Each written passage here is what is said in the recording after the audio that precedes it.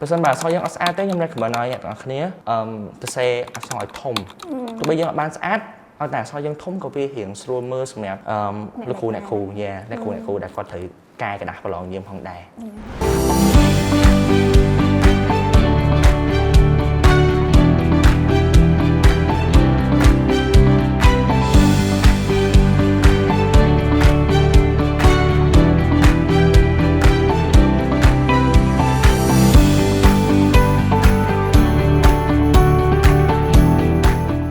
สมาคมมาการพอดแคสต์บัดดบในเตลอ้อเราโดยการตีปีได้ผลิตหลังได้ออกมาต่อให้ในขนมพอดแคสต์นี้ยังนึงจะแจกเด็กน้อยปีเพียรซาปีกันดึกนึงปอปีศาจมือจำนวนดำใบตัวตัวมาในเตลอ้อในขนมการประลองสัญญาบัตรมาชมซักซ่าตัวเดียบพงจะมีโซ่บองจังบองไอในน้องครูนตะแคงตัวสนิทเชิญที่บ้านนี้จะสู้ตัวสนิทเชิญคำราชโมไปปัญจเสพเจียอะไรจะสนิทเอขนมชามซักซ่าปีบอมไผ่บัวปีบอมไผ่พรามในขนมแทบเจียสับเปิดมาปีสลาอันตรายเชื้อไวรัสแลนด์ปัจจุบันชมเชียนิสิตได้กระโปรงศึกษาจำนวนปีไอกเต้อักษรอังกฤษในเชียร์สถานภาษาบอลเต้หรือก็ IFL ในสกาวชิไลพรมมันพนมเป้งนังเชียร์นิสิตจำนวนนิเทศศาสตร์ในสกาวชิไลพรมมันนิเทศศาสตร์นังเชียร์ศาสตร์เศรษฐกิจดำชั้นตีดับปีป้อนเชียร์เสได้เห็นปากกาเสียมองหรือก็เชียร์เสได้เขียนมาชมให้ตัวแต่คำพังเตะตั้งปีดามชั้นมาแล้วพอมาดามจองชั้นคือยมคำพังเห็นโดยขี้เนี่ยคำพังเห็นไอสมาร์ได้ขี้เนี่ยมองแมนท่าต่อแต่ทำแปะกระดาษชั้นหรือก็ใบคายบนปลอกได้เติบจับประดามโฟกัสเลยการเรียนนั่งไงจังยมจับประดามทัวร์ลมห้าจับประดามทัวร์เมเรียนจับประดามตั้งรูปมนหรือก็ทัวร์การเรียบจ้องคล้วนprepare สำหรับปลองบัตรดบนั่งตั้งปีเป้ได้เจ้าเรียนตัวบองอ๋อโอเคแล้วยังใหญ่ปีดาวชั้นมาส้มดังปี schedule หรือก็การประเภทใดป้อนเมียนเนเปจับดาวที่ดับปีว่าไงสำหรับ schedule แต่ซาตามเหมือนย้อมเอาเจ้าจะทัวร์การเลยfollow ตาม schedule 1 2 3คือย้อมมีแต่ schedule ในฐานะเห็นกูสำหรับการ schedule ฐานะเห็นกูนั่งเว้นคือย้อม set มุกวิจัยนั้นไอ้ย้อมในเรียน stir ม้วนจังสมัยยมตัวคือ it was คิมี followed by ชีวะต่อมารูป and finally กนัดจังคอยเกจังยมเห็นกูตามนังเตอเรียนกูให้ไอ้ให้ลูกขู่เนี่ยกูก็ด่า homework เอาให้ยมไปแต่ดาวเตี้ยคือยมขอนแต่จับยก homework ได้ลูกขู่เนี่ยกูก็ด่าในครั้งถนัดกูให้หนังในครั้งถนัดสาระเรียนนั้นยมมาทัวร์ลังวิ่งคือขอนแต่ทัวร์ homework นั่งให้คือดาวมองเกยยมมองคือมี schedule specific นามวยท่าโอเคมองหมันเธอเห็นมุกวิชีไอ้แต่ครูนไอ้ไงโอเคจ้าน้องจำหนาวมุกวิชีต่างอ้อนั่งตามมุกวิชีมือหน้าแต่วันนั้นก็ท่าปะปะจังเกสำหรับ yourself สำหรับตัวก็ยังก็ท่ามุกวิชีได้ละปะปะจังเกมองเจี๊ยบวิชีพี่ผัวชีวิตชีในครั้งที่ดับปีชีมุกชีมุกได้ทำไมถอนท่าวิจัยประดามไม่หลงหัดหลงหัดนั่งเป็นหมายหลงหัดเสียเตียจังวิจัยประดามเห็นสิ่งจุ่มเลยได้วิเตรียมเกี่ยวยังมีการสมัยเฉินโดยเฉียการสมัยแต่เรื่องเรียง ADN AEN ยังเถยโยหลงปีปาตะพูดเซ็งโกกาเซ็งจังไอ้ได้โกกาหรือก่อปาตะพูดต่างอ๋อนั่งยังอัดบ้านเห็นปีขอมาเว้จัง for example ขนาดวิจัยคิมีหนังรูปยังมีเครื่องผิดแท้ขอมาผัวยังจับประดามโจเรียนมุกวิจัยนั่งตั้งผิดแท้ตีเปิดทีมใบไอ้เมาอ่ะปัจจัยดับเบิลชีวิตไว้มีอย่างพลายเขาเกยผัวในฐานะกราวไม่มีแต่เมเรียนนี่ยังคนแต่เถอะแต่ติงเมเรียนติงไอ้เตอร์ไฮดับเบิลโจมาดาวตีดับปีจับดาวไม่หลุมหัดจังวิธีไอ้ยมปะบะในครั้งการ transition ครูนไอ้ปีตลอดมวยไอ้ทอปแต่ติงเมเรียนเมาตุ่มติงเมเรียนห้องให้เพื่อหลุมหัดพองเดียนจังดับเบิลได้ปะบะจังมาปอนใบใจกาทัวร์ลมหัดพองเห็นไม่เห็นพองมาเจอแต่ซาแต่ยังเถอะพลาปีม้วนเมียนแต่ไม่เห็นสอดเลยให้ดับไปเมาอันนี้เวียเมียนตึงไม่เห็นพองตึงลมหัดพองจังปอนใบใจเวียมาเจอท่ายังคำผังไม่ดับไปยังตัวบานจุกใจในขนมมุกวิเชียนั้นโอเคอันนี้ talking from personal experience มุกวิเชียชีวิตนังมวยคือยมดาวแต่เลยกาตนติงเมเรียนเฉินเจียงดาวโดยยมแผลจังตามไปดามชาม้ายมทำตีเมเรียนยกมองยมบานติงสะเพอสมุนจุ่มเหลาจังจะเรียนรอยกยมถ่ายกำลังคนไอ้ท่าตรึยกสะเพอสมุนจุ่มเหลานั้นหมกมืออย่างนั้นก็บานปีแผลตัวดาวสมุนได้เงินนายยังอุตสาหยังtớiยังติงอย่างเห็นเฉินยังtớiเงินนายยังอาศัยอุตสาหยังแค่เอาจากบานติงตามมาสมุนปีสมุนหรือก็ใบบุญสมุน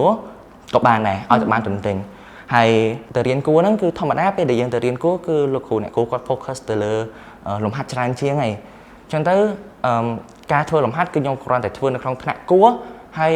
មកផ្ទះវិញធ្វើ homework ដែលលោកគ្រូអ្នកគ្រូដាក់ឲ្យតែប៉ុណ្្នឹងប៉ុន្តែអ្វីដែលសំខាន់បំផុតគឺ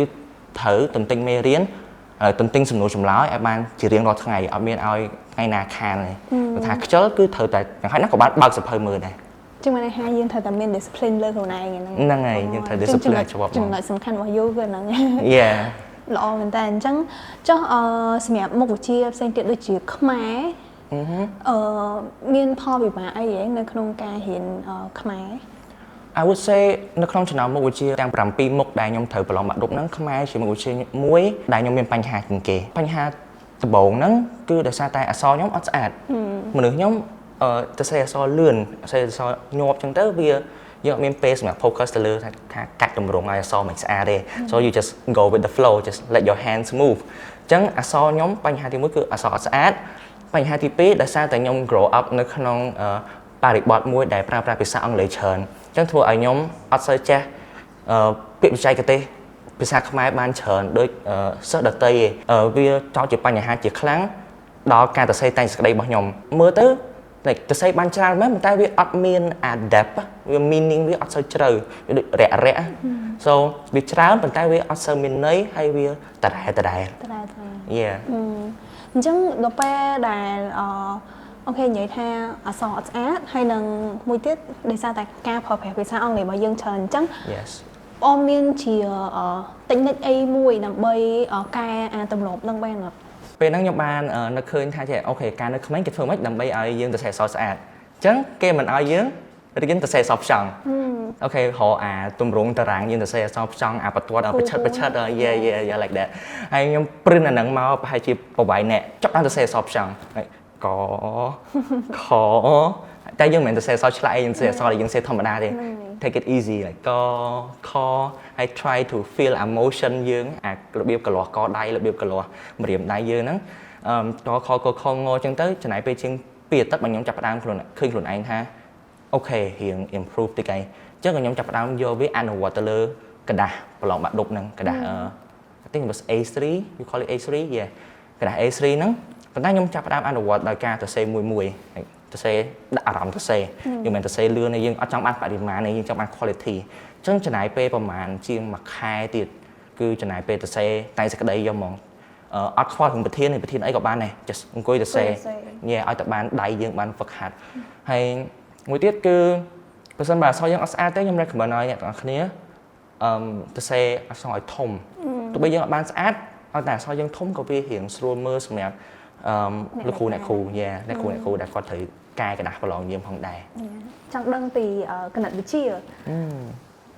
ធម្មតាគណិតវិទ្យាមុខវិជ្ជាហ្នឹងណាគេគាត់ថាពិបាកដែរធ្វើអត់ Yes ខ្ញុំចង់ដឹងវិសិទ្ធពេលដែលប្រឡងវិសិទ្ធធ្វើពីស្រួលទៅឬក៏ធ្វើពីពិបាកមុនពេលដែលកំពុងប្រឡងបាក់ឌុបនឹងផ្ទាល់ហ្មងខ្ញុំអត់ធ្វើតាមស្រួលឬក៏លំបាកឯងព្រោះសម្រាប់ខ្ញុំមុខវិជ្ជាគណិតមួយគឺខ្ញុំ prepare ហើយឯងខ្ញុំ ready តាំងដើមហ្មងready តាំងពីមួយខែដំបូងអញ្ចឹងខ្ញុំ just do it in order អញ្ចឹងធ្វើ limit នឹងមុនហើយចូលមកដល់អង្គតិក្រាចូលមកដល់អីចឹងទៅរហូតមកដល់ Tournament ខ្ញុំគឺទោះបីกระดาษនឹងមកមិនក្រោយខ្ញុំធ្វើអនុគមក្រោយគេដែរព្រោះយើងសល់ space ច្រើននៅក្នុងការគូសរូបហ្នឹងហើយអញនិយាយបានថាមុនពេលប្រឡងមួយអាទិត្យនៅរៀនតទៀតអត់ឬក៏ឈប់រៀនអញ្ចឹងមកដល់ពេលដែលចិត្តប្រឡងហ្នឹងគឺខ្ញុំចាប់ផ្ដើមដោយសារតែខ្ញុំរៀនពីដើមឆ្នាំមកហើយអញ្ចឹងខ្ញុំអត់ខំខ្លាំងពេកហើយខ្ញុំក៏អត់ប្រឡែងដៃដែរអញ្ចឹងគឺខ្ញុំ keep it steady ចលនាដែលយើងមានតាំងពីដើមឆ្នាំមកអា momentum ដែលយើង build មកហ្នឹងគឺយើងបន្តវាទៅតទៀតនៅពេលដែលវាចូលមកដល់មួយអាទិត្យដំបូងហ្នឹងខ្ញុំលែងយកលំហាត់មួយខ្ញុំមកអង្គុយដោះស្រាយទៅសេហើយខ្ញុំយកលំហាត់មួយយកមកមើលវិញយើងយកមកថាអូខេអាហ្នឹងដោះស្រាយមិនអញ្ចឹងបើថាដោះស្រាយដាក់រូបមន្តហ្នឹងយើងគ្រាន់តែ note ដល់រូបមន្តហ្នឹងហើយតទៀតយើងមិនគិតលេខគិតអីទេអញ្ចឹងយើងតទៀតបើថាលំហាត់ណាវាប្រតិកលាគ្នាវាវែងយើងគ្រាន់តែ note down step អូខេ step 1ធ្វើអី step 2ធ្វើអីតែប៉ុណ្្នឹងហើយអញ្ចឹង move on ពេលហ្នឹងយើងលែងមានពេលធ្វើ focus one on one ទៀតហើយយើងធ្វើមួយកណ្ដាលឲ្យបានបរិមាណច្រើនឲ្យយើងចាប់ផ្ដើមស៊ាំមួយលំហាត់ប្រភេទលំហាត់ different types of លំហាត់ឡើងវិញអូខេអញ្ចឹងជាចុងក្រោយវិសិទ្ធមានពីអីដែលចង់ផ្ដាំទៅបងប្អូនដែលគាត់កំពុងតែត្រៀមខ្លួនដើម្បីប្រឡងនៅពេលខាងមុខហ្នឹងអូនមានអីដែលចង់និយាយទៅកាន់បងប្អូននេះគឺជាអ្វីដែលល្អបំផុតទាំងសម្រាប់អ្នកដែលនឹងប្រឡងឆ្នាំហ្នឹងនិងសម្រាប់អ្នកដែលត្រៀមប្រឡងឆ្នាំក្រោយ